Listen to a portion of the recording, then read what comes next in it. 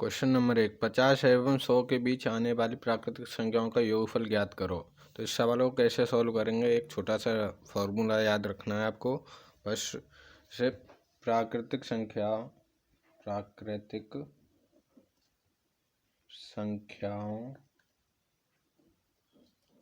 के बीच योगफल ज्ञात करना है। योगफल ज्ञात करना है तो इसका फॉर्मूला है अंतिम संख्या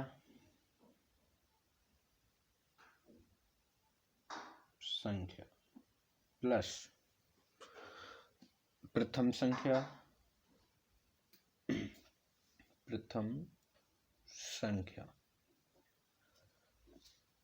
इसको एक कोष्टक में बंद कीजिए इनटू अंतिम संख्या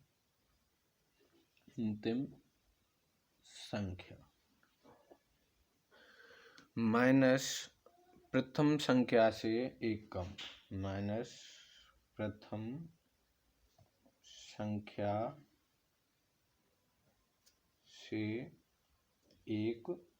कम अपॉन 2। ये फॉर्मूला याद रखना, ठीक है।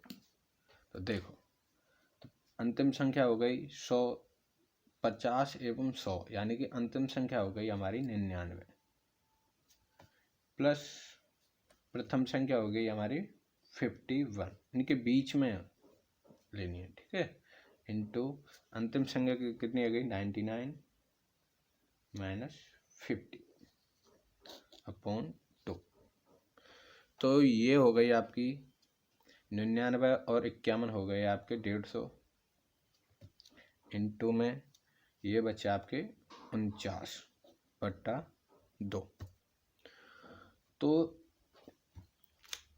इसका इसमें फैक्टर कर भाग दीजिए 75/49 का गुणा 75 में करेंगे तो आपका आंसर आ जाएगा 3675 आंसर, ठीक है।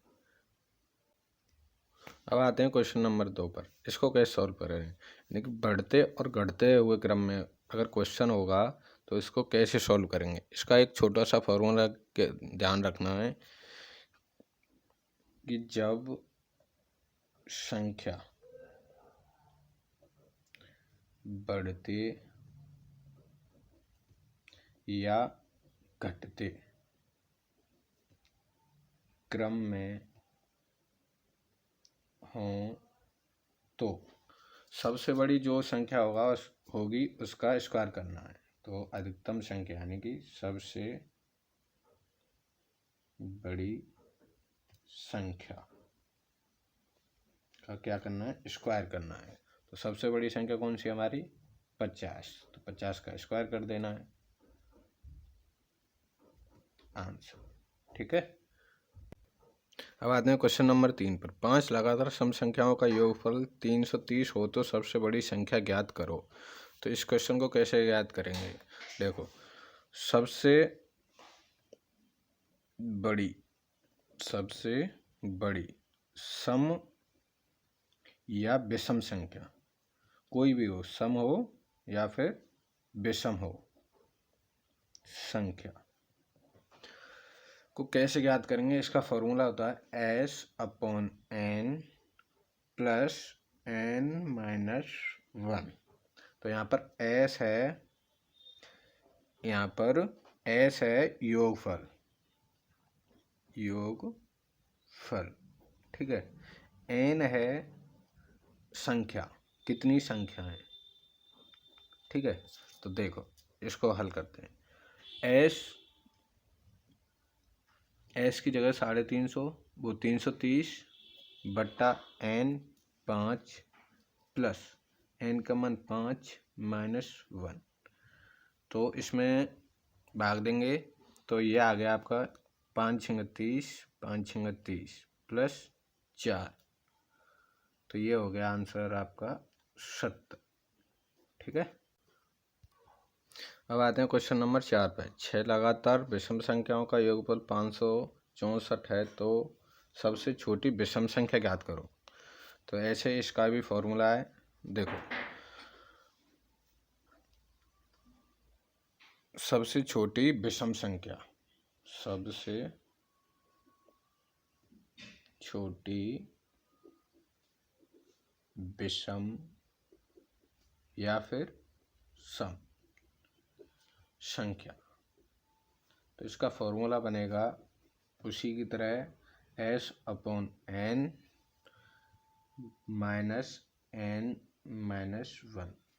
बड़ी हो गई तो यहाँ पे प्लस आएगा, अगर छोटी होगी तो यहाँ पे माइनस आएगा। ठीक है, तो S का मतलब है टोटल योग और N का मतलब है संख्या, कितनी संख्या दे रखी है। ठीक है, तो इसको सॉल्व करते हैं। S का मान है हमारे पास 564/6 माइनस 1।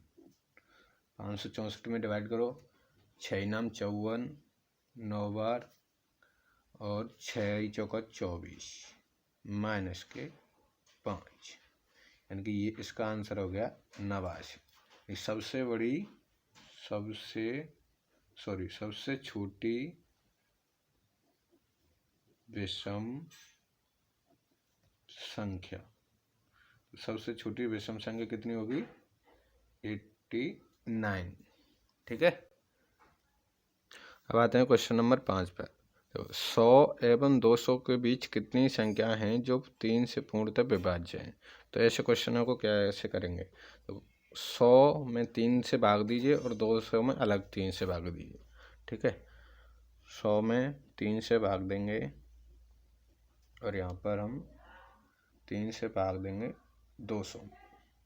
ठीक है, 3 × 3, 3 दूनी 6, तनाम तिया 9, 1 0, 3 तिया 9, कितने बचे? 1।